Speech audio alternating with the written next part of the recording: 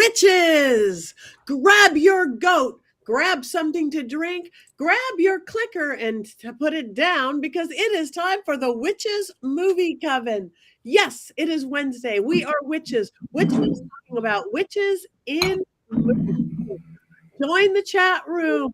Join the conversation. I have to open the chat room. I'll do that afterwards. Oops. My name is Patti Negri. I am one of your hosts. Today's movie is Spellbinder from 1988, where the hair, we have to do a lot of this. I'm sorry, we're going to have to do a lot of this. I'm Patti Negri, one of your guests. You might know me from The Witching Hour or Ghost Adventures, YouTube or Bathroom Walls Across America, or my goat or my cat ready to bite me any second. But let me pass you on to introduce themselves to my beautiful co-hosts, starting with Richard-Lael Lillard. I am Richard-Lael. If I were just Richard, I'd be that's right. I'm a psychic medium. I used to be psychic small, but I gained some weight. I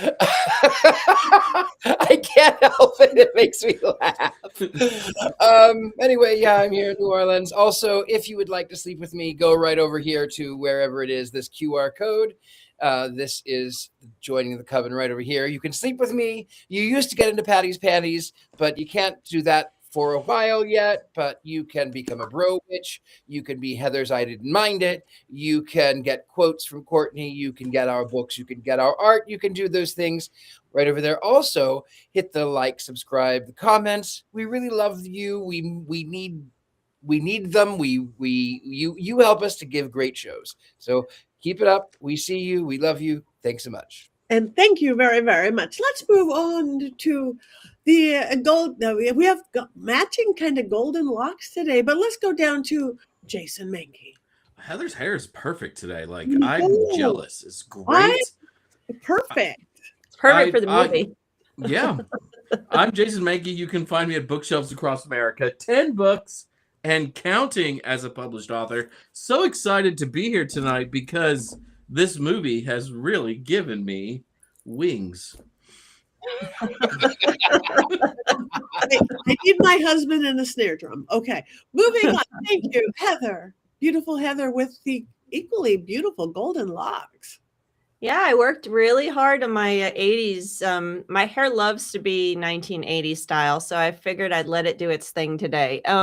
I am Heather Greene. I'm the author of Lights, Camera, Witchcraft. It is the critical history of witches in American cinema and television. And I am an author, yes, and an editor at Llewellyn Worldwide. I like to say I'm not just an author, I'm actually an editor as well. And I am also a journalist in the mainstream media covering all things occult and witchy. So, and here I am to talk about a movie from the 1980s. Very much looking forward to it. Me too. Yes, Llewellyn. I have one Llewellyn book. One. I love it. And all right. And we have, you may not see her, we may not see her, but she is going to be appearing when the gods allow, the one and only Courtney Buckley. Oh, we summoned her. Timing is like magic. And you will not see her, but she is part of the team and in the family. The one and only Tabitha, you will see helping us in the chat room. So everybody here is important. Grab your goat. Spellbinder. I just saw it for the first time last night. Hope you guys all watched it. But just in case, look at that. You've got it right there. There's a reason that Heather has that right there because she did commentary. Oh. I did.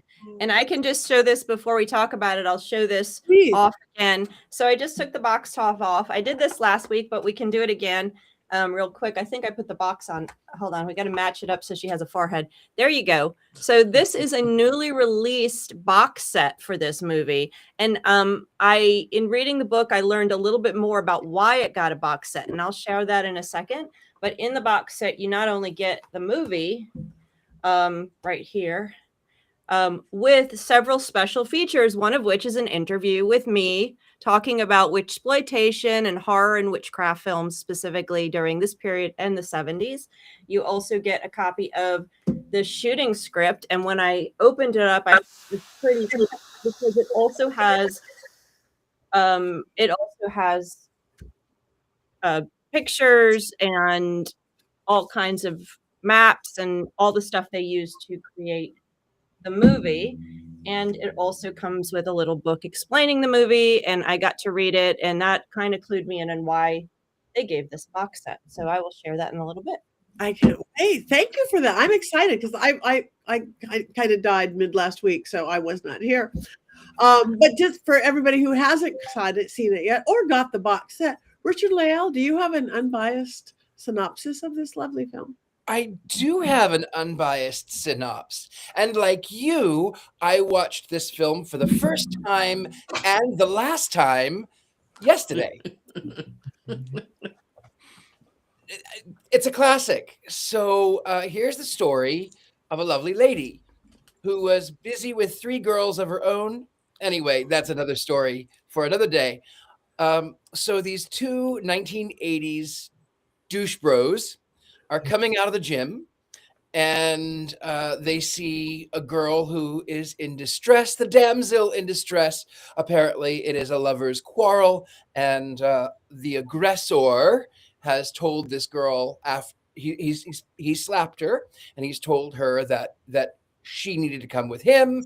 And of course, being the douche bros that they are, I mean, that was kind of noble. But they stood up to the guy, and they forced him off. And meanwhile, now this girl doesn't have a place to go, so obviously she goes with the Steven Weber, the Wings fella, and she drives in the little MG. They go back to his place because obviously, and she heals him because she's a witch. Heals him from some kind of neck pain. I don't know, but she heals him, and then they start seeing each other, and before too long, she has moved right in. She's the girlfriend. And then you find out that she is in a satanic coven of witches, and she is being stalked by literal satanic witches in a coven in Los Angeles. And one thing leads to another. The police get involved, and he is instructed, Steven Weber, Wings fellow, this guy, he's instructed to go down to Hollywood to the Toys and Costumes, which is a bookstore, and get a book on witchcraft. And they clearly have everything. So he reads that with a certain symbol, this witch has to be sacrificed, but the victim has to be a willing victim. Meanwhile, they go back to the Hollywood Hills. He's got this big case that he's going to try. There's a lot of things back and forth. As it turns out, she breaks up with him so that she can run away. He finds her. He takes her to a bunker. There's a bunker in the Hollywood Hills underneath the Hollywood sign. Who would have known? Goes to court. Mother shows up. I mean, Mrs. Roper shows up, by the by. Mrs. Roper shows up, and she's Mama Witch. So she apparently 3 was not company because she decided 4 was the devil. So she is the satanic mama of this girl. And meanwhile, no one can get through this, just like Titanic. Meanwhile, the girl gets kidnapped. All of the witches sort of force their way in, kidnapped, taken way out to one of the beaches. I don't remember. Life's a beach, some beach. Son of a beach. He gets taken out there, and then, of course, she is about to be sacrificed, in quotations. And then, of course, because the victim has to go willingly to the circle, Steven Weber gets his wings nicked, and he ends up by being unalived by this girl, her coven, and his douche bro best friend. And then, of course, you find out that they have been doing this for, I don't know, days, weeks, months, years, whatever it may be. They've been doing it over and over and over. The ultimate betrayal. And then, of course, you find at the end that life is reset. Douche bro, who worked in the law firm, is now friends with another person. There's another domestic fight. And of course, the witch who would not renounce her faith in Satan is the girl in trouble. And that's the end of the credits. That's it. Thank you. Thank you. Now that we know the plot line of the film in detail, maybe there's a little more. Heather, do you have 5 more things perhaps that we can know about this film? Sure. Let me give you some background, and let me get this as interfering. So I'm going to start with the basics. Again, as always, 1988 film. It was released. Director is Janet Greek. Yes, this is a woman director, which is not common during this period of time. It's not common any period of time, honestly. Written originally by a woman named Tracy Torme, but then Janet took it over and revamped the script almost entirely, and we have what we have today. The original title, the working title, was The Witching Hour. I thought Patti would love that. But the marketing people changed it last minute to Spellbinder, supposedly because they were a little fearful because of the time it was in, and they weren't sure it would do as well with a term witch in the title. But of course, it didn't do well anyway. The La Trampa de la Rana. That's even a better title. Budget was about $55,500,000, but it only made in its first run a little over $650,000. Yes, that's how much of a big gap it was. However, it's since made over 5 million adjusted for inflation. So it's got legs, which is one of the reasons it's now become a box set just recently. So let's talk about the director, Janet Greek. The script came to her husband producer. He gave it to her. She had only done one other film called The Ladies Club, and she had also done I think she did a couple of music videos, TV episodes, etc. But she had only done one movie. He gave this to her. So this was her pet project. And as I said, she already had rewritten the script, which apparently was a mess according to the story.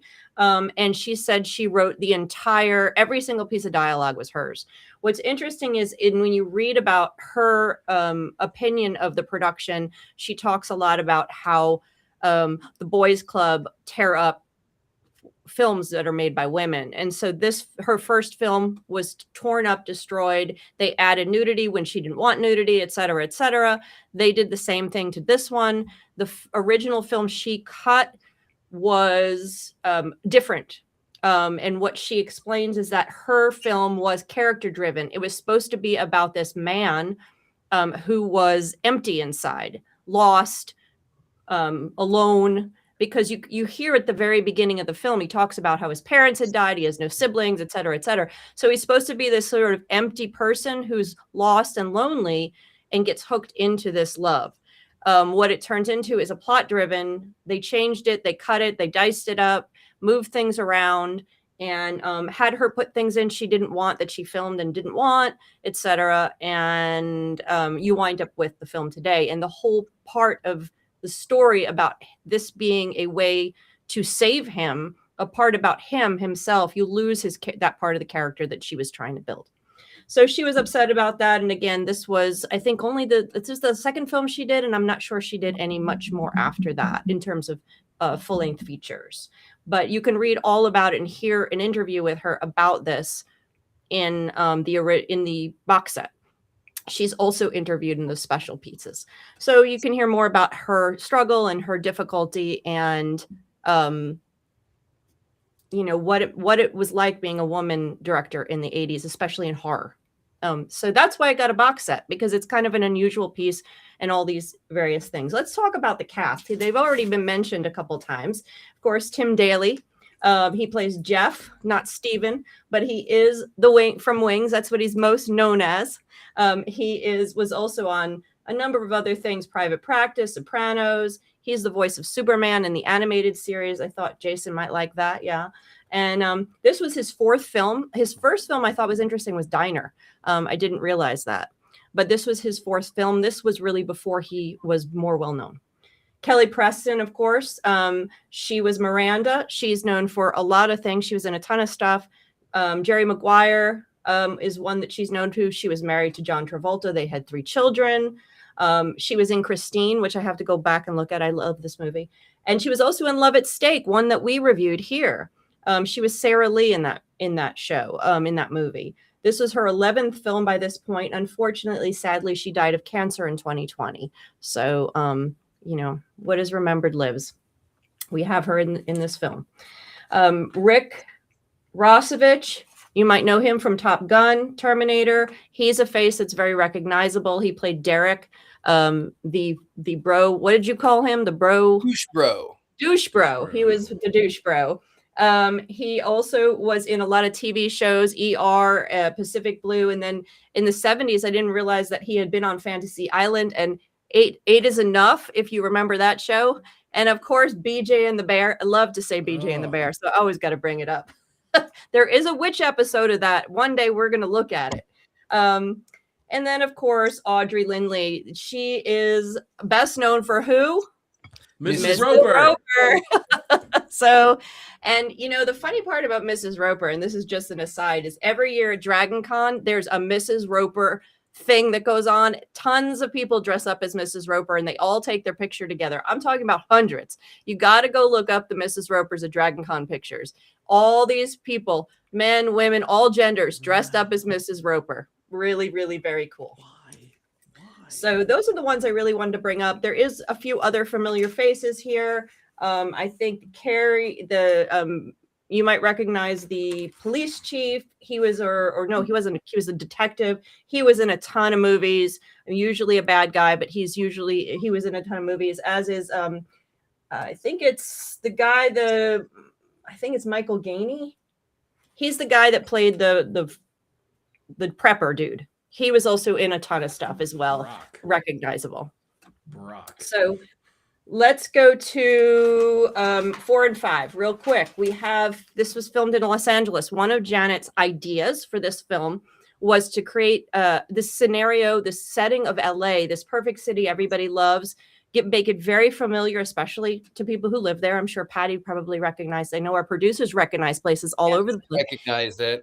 You did too, Richard-Lael. So she was meant to do that because she wanted to create this environment that looked familiar and comfortable and safe, but wasn't. And that is very, very typical of 1970s witch films. Think about Rosemary's Baby. That's what Rosemary's Baby was all about, was setting this perfect setting, this normal setting, creating this normalcy with a satanic coven that's just lurking underneath the surface. So that's what she was trying to do here with the situation, with the familiarity of Los Angeles that you might see. This sunny place is not as safe, even in the sunshine. So that's sort of the eeriness of it that she's trying to get at. Some of, again, was chopped up. Some of it was lost. We don't know what the original film looked like. So I thought that was interesting. And I don't know if Patti and Richard-Lael and you guys want to talk about various places later that were familiar, but I would not have recognized any of them clearly. The last thing I want to talk about is Satanic Panic. It was released in 1988. This is the very beginning of when Hollywood started to pick up on the Satanic Panic and started to really show it. And one of the things in the book said that this movie isn't really, doesn't hit the Satanic Panic theme hard. I disagree entirely with that statement. Lots of great stuff in the book, but that I disagree with entirely. They stated that it really didn't demonstrate a satanic coven. I'm like, yes. I'll have to disagree. I have to disagree with that. From my studies and from just watching the film tonight, again, just going through it, all the pieces are there. It's very much a satanic panic film. The story that she gives about how she was born into this family and they were trying to convert her, that's very Michelle Remembers, which is one of the things that launched the Satanic Panic. Very much a part of that. You have all of the fake symbols, you have them talk about Satan, and but what makes this different was kind of interesting. So most of the movies that were done at this point were usually the Satanists or the evil were women. If there was a coven at all, it was one or two women. Think about Hocus Pocus. In all the movies, it's usually about a woman, couple women, 3 women, or maybe even a little bigger coven, all women that are destroying either a family or a man. That's usually what you see in the 80s. And usually the women are very, very sexy. So here you have that part of it. You have that erotic thriller part of it that are very normal for a lot of these films, like Black Magic Woman or Black Magic, Love at Stake as a comedy version of that. You have that all here. That's very much part of the 80s satanic panic witch movies. But what you have here that's not common is the coven. And that's not the coven with men and women at the beach. That whole part of it is very 70s. So she really pulled in something from the 70s, something that was a legacy. And then she added it to what was going on in the 80s, this kind of backlash against women and women's empowerment, which is what it allegorically really is. But you had both going on here, which is really, really interesting. And, you get a combo. That's fine. That's what makes this movie different. That's all I have. Oh, and by the way, if you want to look at Black Magic Woman, it has Mark Hamill in it.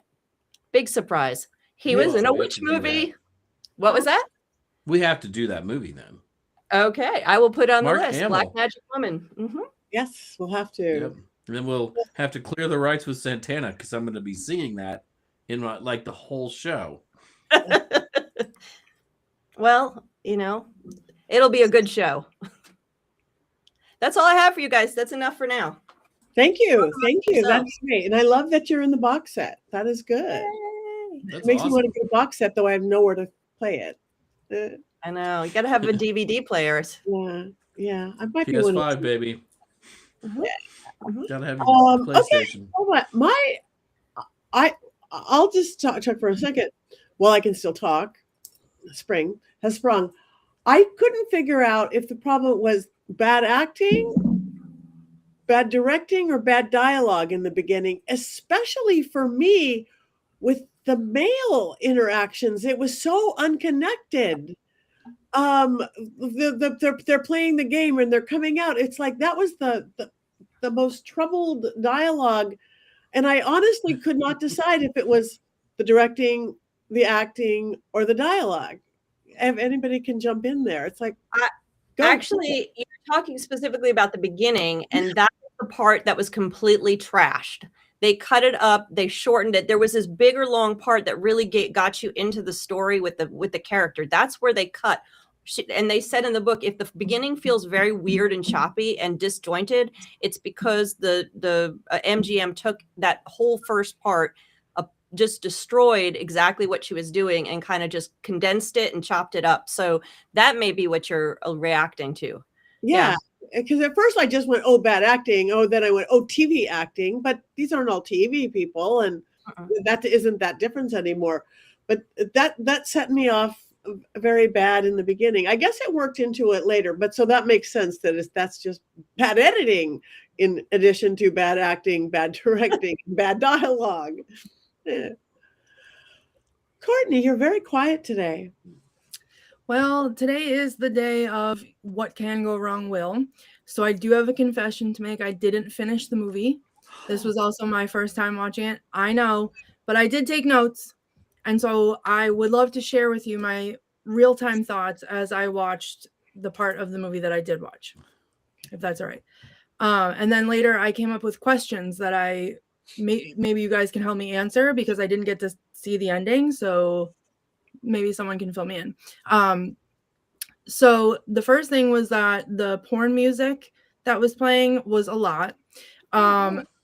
Because it wasn't even, and this is the part that got me. It was like when they were talking, it was blasting my eardrums like I was at a concert, and just like this ridiculous, like whatever, I don't even know what type of music it was, but like this horrible music. And then, but they're not even doing anything. They're just like talking to each other. And then they go slamming into the bedroom and their mouths are attached to each other. There's a lot of heavy breathing, but there's silence. So all I have to hear for like 5 straight minutes is the heavy breathing and the moaning of whatever else is happening. Then as I was writing this down, it was still going on. And then I was like, I hear a belt buckle. Oh, okay. I still hear heavy breathing. And then I wrote, why have I had to listen to heavy breathing for this long? Because it was still happening. And then I looked up and I said, oh, boobs and butts. Nice. But not enough boobs and butts. Not for the amount of of like that there was like I can't all the build up. I was singing the song and I sang like one Yep. line and then it was Mhm. done. Yeah. Yeah, as usual, there's never enough boobs and butts. But then I asked, this is not a question that I need answered because this was more rhetorical, but do they not need to breathe? Like with all the heavy breathing, they're doing a lot of like not coming up for air. So is that not something, you know, that they need to do? And then it flashed to yeah, it was like all this the sex magic, great, good for them. But then it flashed to who I will refer to as the witch mafia boss, I think is who it was, because his hair was the magic of the movie in that one shot. It was not there because that's a different hairstyle. And I was curly. yeah, I was confused if it was the same guy, but his hair was like Jason, I don't want to be offensive, but it was like more voluptuous than yours. And Yes. it shocked me. It was the 80s. It was the 80s. Right. Right. But even for Rockstar 80s hair. yeah, even for 80s hair though, it was just glorious. So that was in all capital letters. And then I immediately questioned, is this the witch mafia? And so I wrote that down. And then I have one of my quotes, which I will include.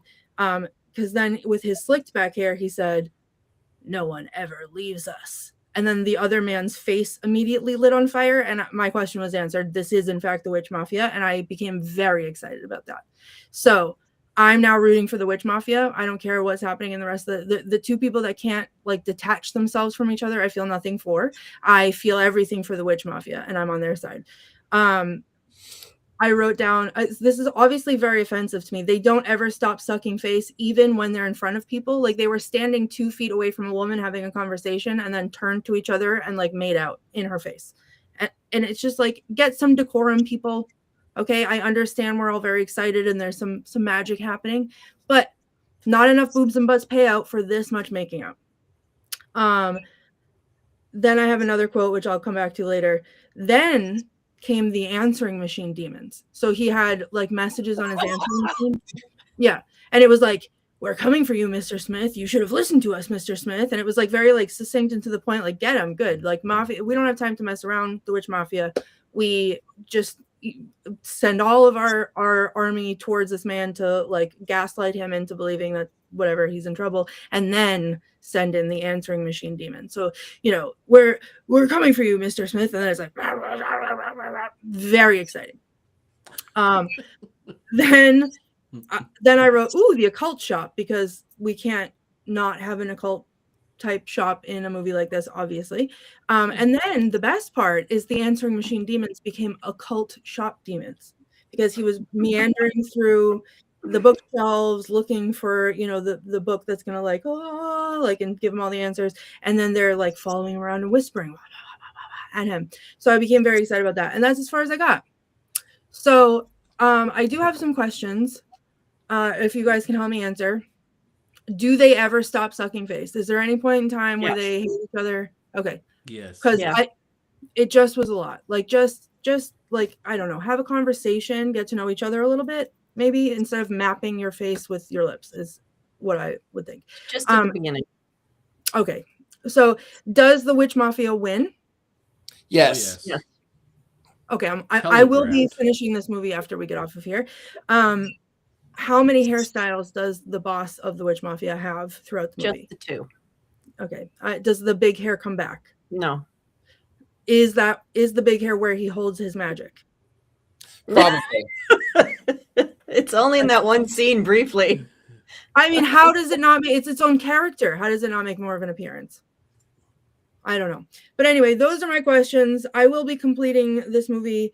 And I will, you know, it is an 80s movie. I almost didn't, you know, participate today because of that, but I tried to channel my inner sex goddess, demon, whatever.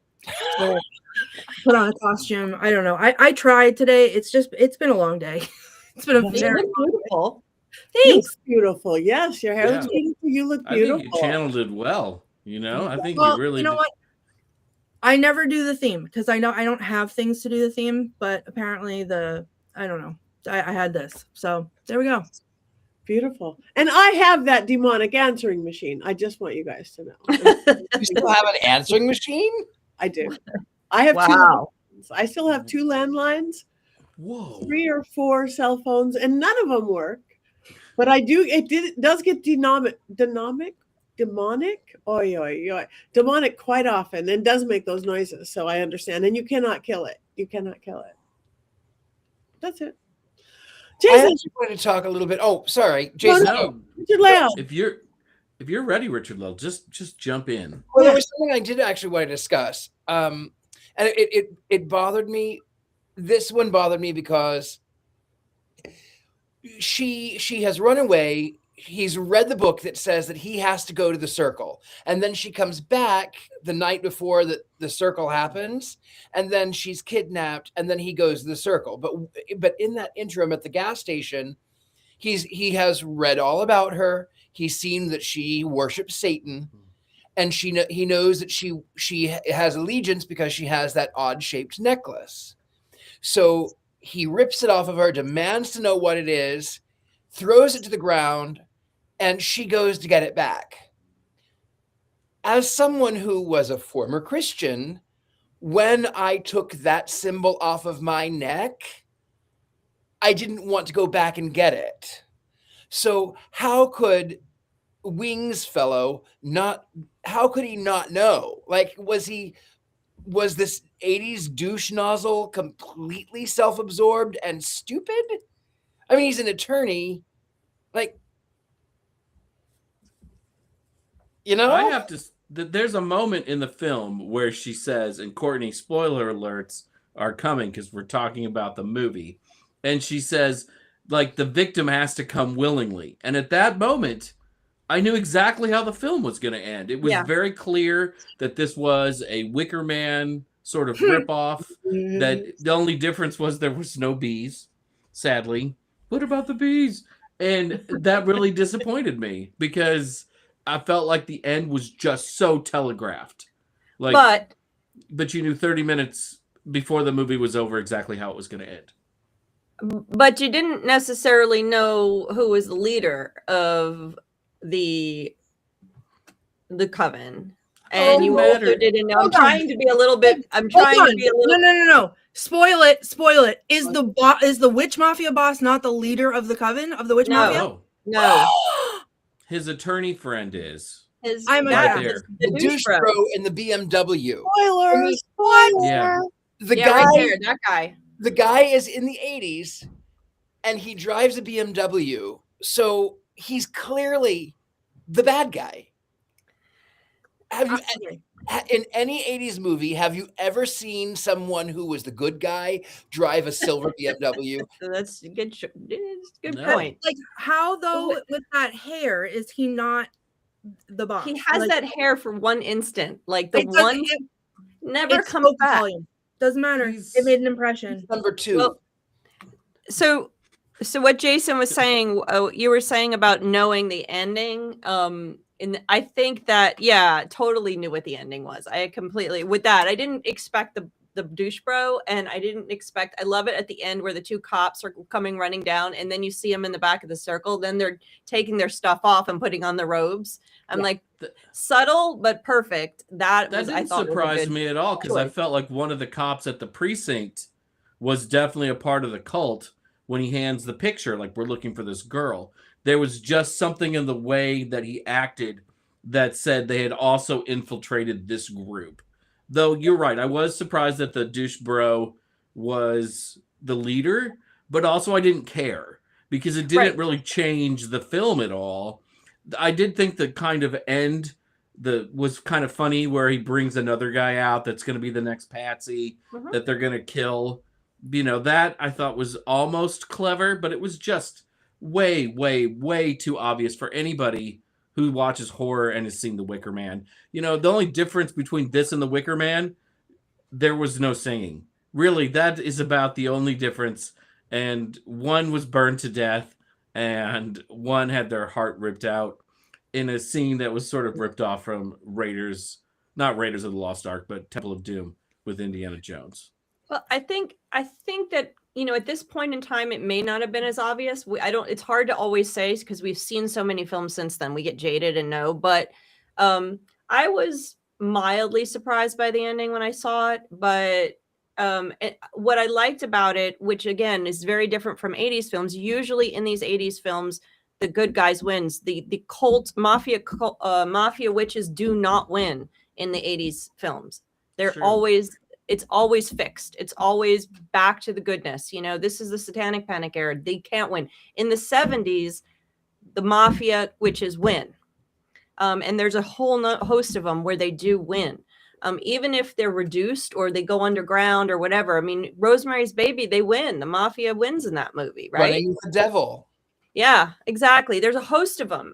But in the 80s, they do not win. So it's kind of a unique situation. I was surprised that it went that far because of the type of film it is, because it's from the era it was in. They're all the 80s films have sexy witches, though. That is very much a thing. I enjoyed this film for what it was. Definitely disjointed, definitely has some weird exchanges between people, and I'm not talking about all of the kissy. I'm talking about like some of the dialogue was a little list disjointed and strange. Sometimes I felt she was forceful with the way she spoke to him, and it didn't work. But I thought it was fun. I thought the ending was fun for what it was, a light, you know, 1980s witch film welcoming in the Satanic Panic. Hello.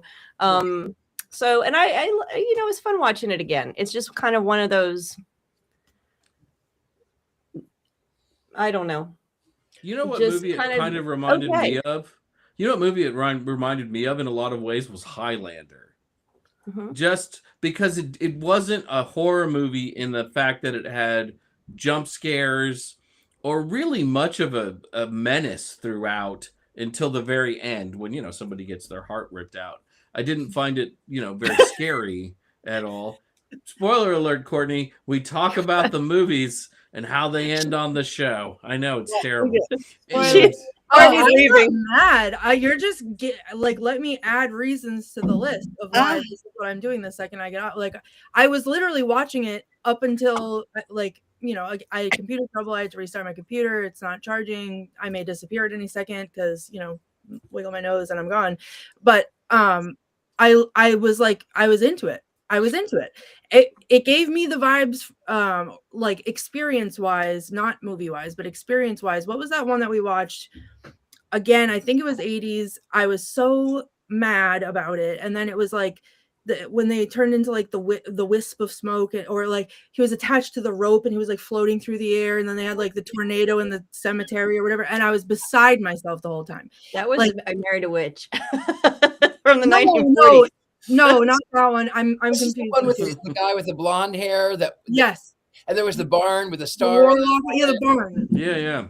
Warlock, yeah. So I went into this feeling very much the way that I did when I went into watching Warlock, and you know, it was like not exciting. I was barely paying attention, and then I was like, unfortunately, having to listen to all of the things, and I was hate writing notes because I was like, I'm going to complain about this movie the whole time. And I was, as soon as I saw who I will not be convinced otherwise was the boss of the witch mafia, I was involved with a capital I. I needed to continue watching it. I'm so excited that they win. And you're telling me that someone's heart gets ripped out? Yes. Like, I'm not living for that?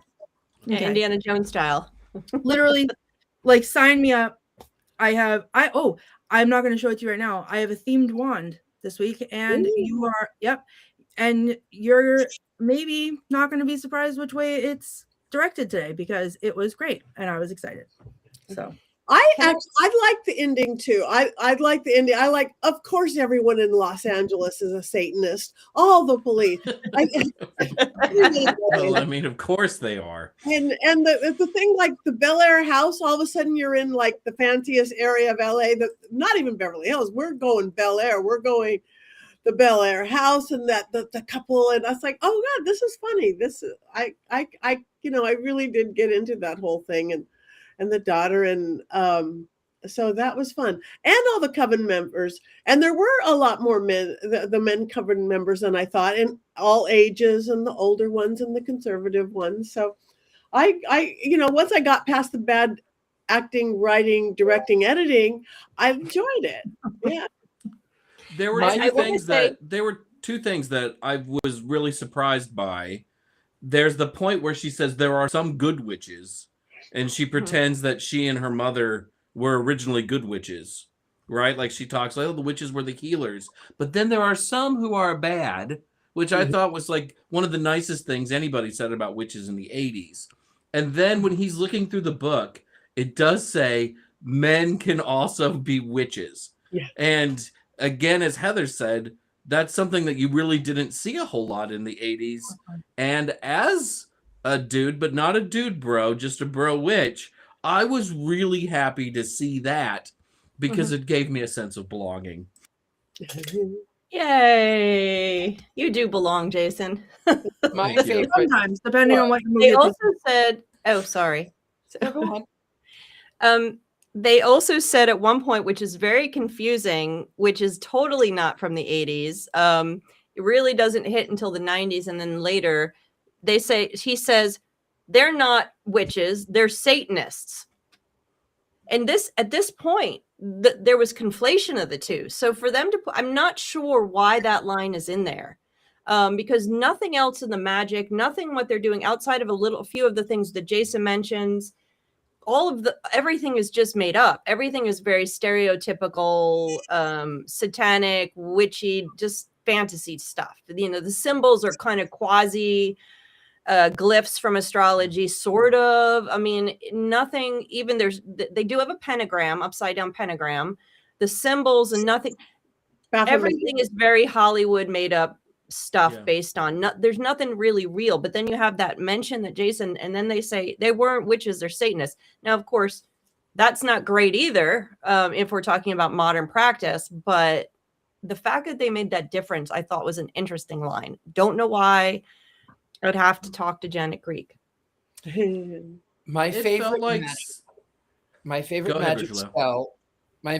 spell in the entire film was when they get in the circle and all of the witches are standing in the window, and then they start doing this.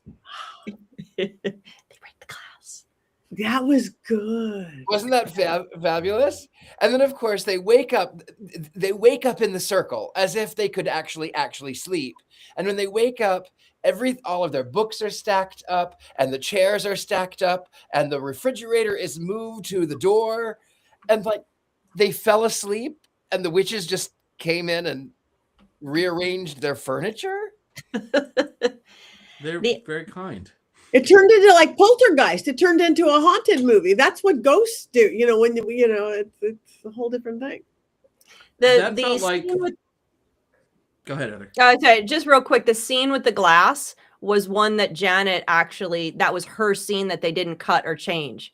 And they talk about it in the book of how they did that. So it's really cool. Anyway, it's interesting.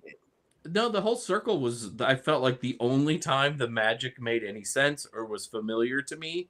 Because for the most part, like they had force powers, right? Like there's a witch and they use their powers of their mind to shatter the glass of a car. They lift the car in the air and then drop the car to the ground, and you see the tires explode and stuff.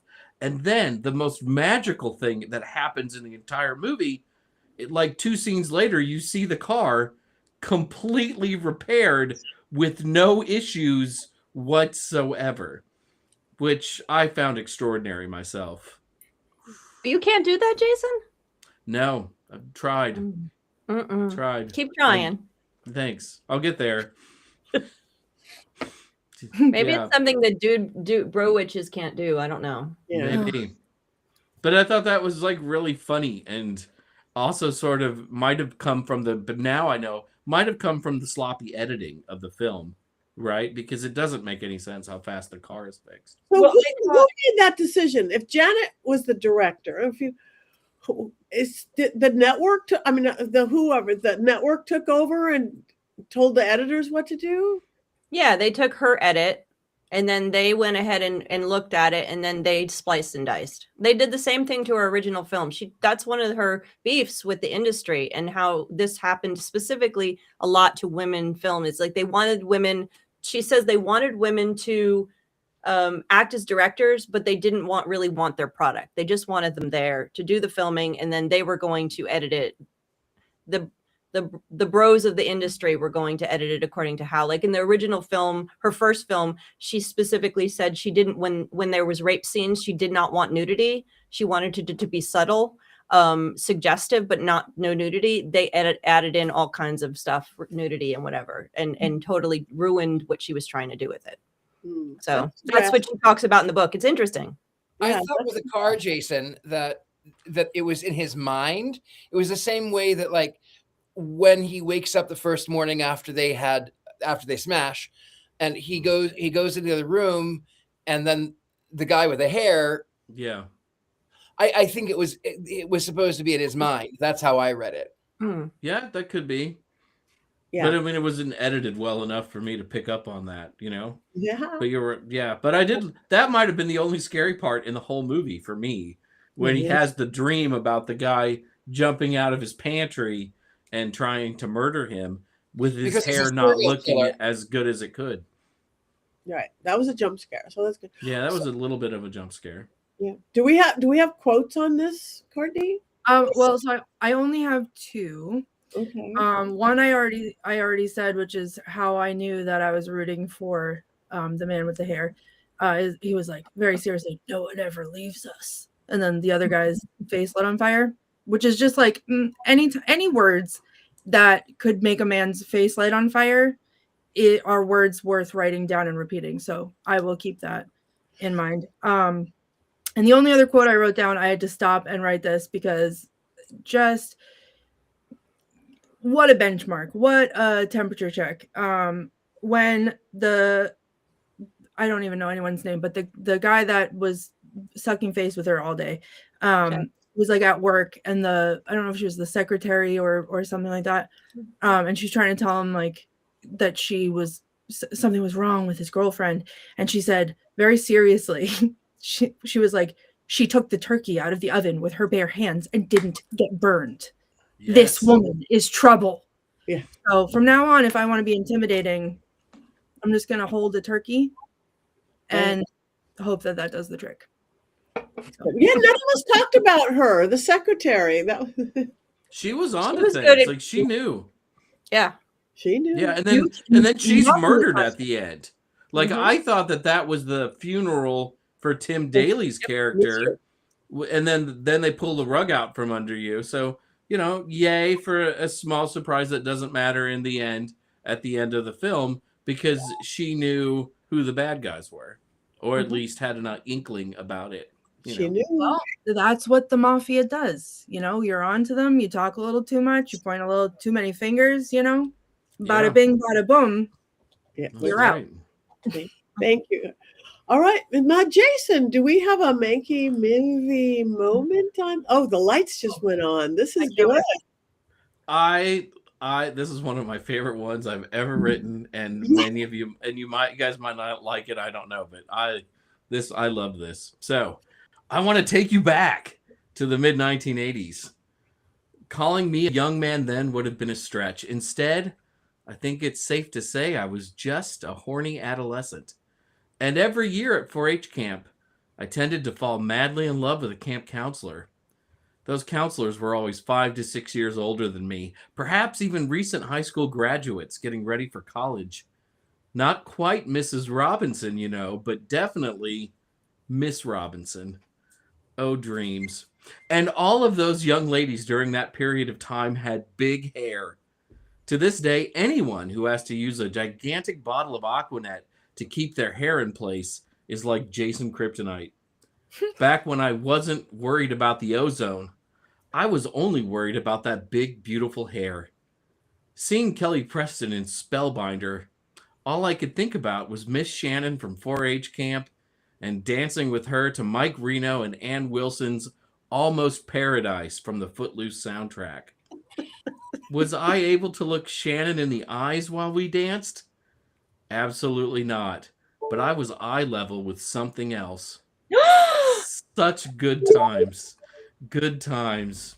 Seeing Kelly Preston in Spellbinder reminded me a lot of Miss Shannon. There was the long, beautiful, big hair, of course, but also the countless unanswered questions about Preston's Miranda Reed. In Spellbinder, Reed just exists. We never see her apartment or figure out where she gets money or clothes from or anything else. Does she even own a toothbrush? It's never answered. And Miss Shannon was like that. I didn't know what city she lived in or what school she went to or why her Guess jeans fit so incredibly well.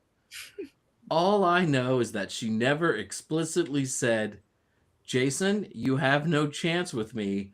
I'm dating Jeff down at the archery range.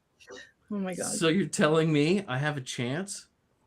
But perhaps Preston's Miranda Reed was an even stronger dose of kryptonite. There was the black dress she wears at the start of the movie, the perfect kind of dress for wearing to the Bon Jovi Cinderella concert, the place you know that you'll be the most beautiful enigma at. And Miranda didn't wait to fool around. Within 2 hours, there were boobs. Oh, boobs. How I love you. And then, just the next evening, there it was. True manhood. Miss Shannon, that could have been us. Even back during the 4-H camp days, I was interested in the occult.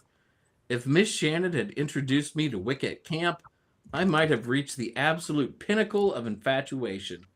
But I can relive those dreams by watching Miranda from Spellbinder forego the use of hot mitts to pull a turkey out of the oven. Big hair, sexiness, black dresses, occult leanings, and she's an amazing cook. These are the things dreams are made of. Did the movie end sadly out on that beach in a clear ripoff of The Wicker Man? Yes, sort of. But if Miss Shannon had told me to be there, I would have.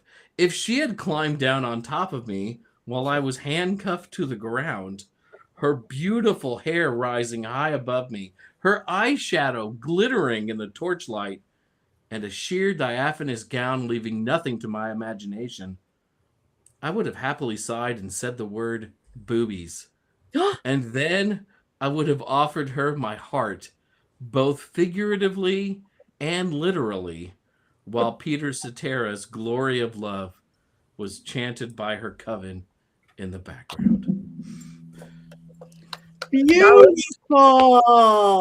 Poetry. Well Yes. done, Jason. Well done. Such memories. Memories. Yeah. Memories of slow dancing poorly at 4-H camp. Sorry. Thank you for that. I remember the 80s and Do Peter you remember how Cetera's you danced Glory- back then too? Like this? Oh, yeah. Like Just like this. Yeah. That's it. Just like Please don't really touch me. Let us dance and I will touch your shoulders. that. And Peter Cetera's Glory of Love. That's the song, Almost man. Paradise though. Come on. I love that song. Glory I of still Love. love Yeah. Almost Paradise. Almost Right. Paradise. All right, it is time, ladies and gentlemen. Wands out, wands up. I'm using my knife versus my wand. In case anybody was wondering, this is my antique urethra dilator, which I don't know if you can tell the thickness of it. I picked a good one. Thank you. Up, up, up, up, and way down, but not completely down. Oh, it's down. It's completely down. Oh, yours They is. give the Oh my they- God! I thought it was like it's the Wicker Man wand. It was upside. Okay, so we have a completely down and almost down, and 3 ups by the girls. Isn't that interesting? You know what? I'm up for the Witch Mafia and the Witch Mafia alone, because we don't cross the Witch Mafia or else. All right, let's look at everybody up for the hair. We got wands up, wands up. I think I could give it a wand. We scroll over there. You guys vote. We need to know. We need to. It's interesting. We don't always do it like gender, boys versus girls, but this time we are a little bit. I wonder what that's about. Well, everyone in the chat should be very careful about how they vote, unless they want to wake up with a hot turkey head in their bed. You know. But she will not use a hot pad to pick. Which someone will put there with bare hands. So don't worry, I will protect you all. Wands down and wands halfway up, Coven members. Be honest. Courtney didn't even see the whole movie yet. I didn't need to, Jason. It gets better as it goes. It does get better as it goes. And Mrs. Roper I like Mrs. Roper's character. I thought Mrs. Roper. Yes. I was also she's a little menacing. The torching of that car. I had one like it, so I was that made me very sad. It's a nice car. I know. This one is older than mine. I had a 1980 MGB, but that made me sad to see it on fire. That was my point. I love how our stock photo of the Wicker Man is the wrong Wicker Man, and it's the bees. Oh, I think that Wicker Man was a choice that someone made, and I appreciate it. Okay, Lady So has not seen it yet, but we have way more. We have ups, we have some neutrals, and some half ups. I haven't seen a complete one down yet, except for Jason. Yeah, it's fine. So what do we? And I love hair. What are we doing next week? I was here in the 80s. I do not remember my hair quite that big, but I'm going to work on it. Mine wasn't big. Mine wasn't big. I didn't do the Aquanet thing, but it was real curly and long. Yeah, my hair was big. All the girls looked like I wasn't a girl, but I had that thing. My stepmother prevented me from having that thing. Oh, awful. No. Awful. But I listened to all those bands. The bands, the hair bands. Yeah, and they're on the Sunset Strip. You can while you're watching the film, you can see some of the bands, like some of the places where those bands played, like the Roxy. They go right by the Roxy. On the Strip. Yeah, this was a LA movie all the way, right by Rob, our producer's house. This was an LA movie. My house, my house is practically in it. I have not seen that bunker yet under the Hollywood sign, but it's probably there. It probably is. Do we know what we're watching next week yet? Can you hear me? Yeah. Yes. Okay, I'm back. Oz the Great and Powerful. It is from, I think, 2013 or 14. Okay, Oz the Great and Powerful. That one? James Franco. I thought as much. We're not going to talk about him ever again, though. After next week. Okay. Yes. Witch Mafia t-shirt. Anyway, you got Pompey the Elvis Curl. So you guys, thank you guys for coming. Anybody have anything coming up they want to tell everybody where they can see you or hear you or watch you or listen to you or point at you? I have 2 weeks. I am going to be at Spirit Northwest. It's one of the newer pagan hotel conferences with lots of my wonderful witchy friends and authors. So that is Spirit Northwest is, I believe, the 23rd to the 26th in Portland, Oregon. Oh my God, I'm going your way and you're coming my way, sort of. That same weekend, I'm going to be at AltarCon, the Great American Cryptid Expo, actually in Atlantic City. What? You get ghosts, you get witches, you get cryptids, you get aliens. We're going to have it all. Sasquatch is real. Yeah. When is that and where is that? It is Atlantic City, New Jersey. AltarCon, look up Black Ink Events or my website. I have everything. Oh, I would love to see you, Courtney. I think it's going to be really good, actually. I think it's going to be really good. I'm looking it up. We'll see. I'm not that far from New Jersey, so we'll see. Oh, yay. Anybody else? Jason? Florida Pagan Gathering over Beltane weekend. That is obviously in Florida. No surprise. Florida Pagan Gathering is in Florida. And over May over Beltane, the first weekend of May. And then that same weekend, I will be in Las Vegas with the vampires doing the Vegas Vampire Ball. Again, switching back and forth. We are back. And doing a seance and partying for Beltane, which works. And I'll see Richard-Lael this weekend. Woo! That is woo! I'm so jealous. And I got to see Heather and hang with Heather. And Yay. all right, you guys, tell your friends, like us, follow us. It's really important. Like the Witches Movie Coven, each of us individually on social media. Go to Mystery Control. Get yourself a Black Phillip, because how do you sleep at night if you don't have a Black Phillip? Really, you can't. You don't want to. Especially if a scary Satanist show up. You got to have Black Phillip. Or someone holding a turkey in their bare hands. This will be good. Yeah. All right, you guys, we have one more thing to do. We are late. It is time to go. 1, 2, 3. With hands.